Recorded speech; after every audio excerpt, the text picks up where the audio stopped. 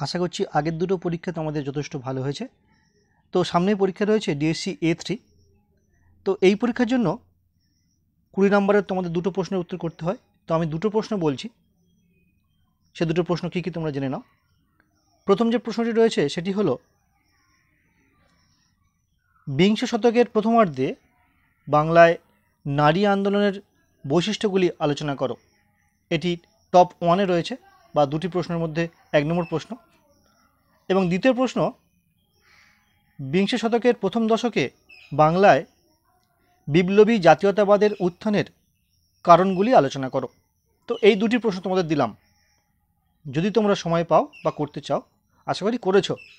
3 নম্বর প্রশ্নটা দেখে নাও, শরণার্থী সমস্যা বিশেষভাবে উল্লেখ করে বাংলার উপর দেশভাগের প্রভাব আলোচনা করো, এটি সঙ্গে রেখো।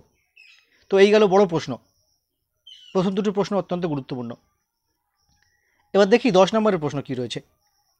10 নম্বরের একটি প্রশ্ন বলছি, সেটি প্রথমে শুনে নাও। 1930-এর দশকে সুভাষচন্দ্র বসুর সঙ্গে জাতীয় কংগ্রেসের সম্পর্ক কেমন ছিল সে সম্পর্কে সংক্ষেপে মূল্যায়ন করো। এই একটি প্রশ্ন। সঙ্গে যদি মনে করো আরও দুটি প্রশ্ন, সে দুটো গুরুত্বপূর্ণ, যেমন মুসলিম লীগ গঠনের পূর্বে বিভিন্ন ঘটনাবলী এবং কৃষক প্রজা পার্টির উদ্ভব ও বিকাশ। এই প্রসঙ্গে বলি, দেখো, কৃষক প্রজা পার্টির উদ্ভব ও বিকাশ এই প্রশ্নটি তোমাদের 10এও গুরুত্বপূর্ণ, 5এও গুরুত্বপূর্ণ, তাই এটি তোমাদের করা উচিত। তো মোটামুটি এই 10 এবং 20 হলো। এবার দেখো 5-এর কোন 3টে প্রশ্ন তোমরা অবশ্যই করবে, আশা করি করে নিয়েছ।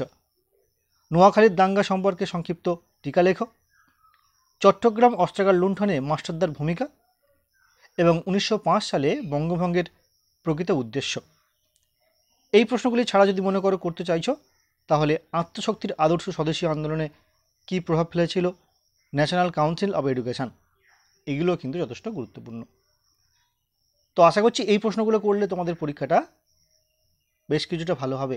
বিগত যেমন দুটো পরীক্ষা হয়েছে, আশা করি তোমাদের প্রিপারেশন লিস্টে এই প্রশ্নগুলো উপর দিকেই রয়েছে। যাই হোক, এই ছিল আজকের ভিডিওর বিষয়বস্তু। দেখা হবে পরবর্তী ভিডিওতে ডিএসসি B3-তে।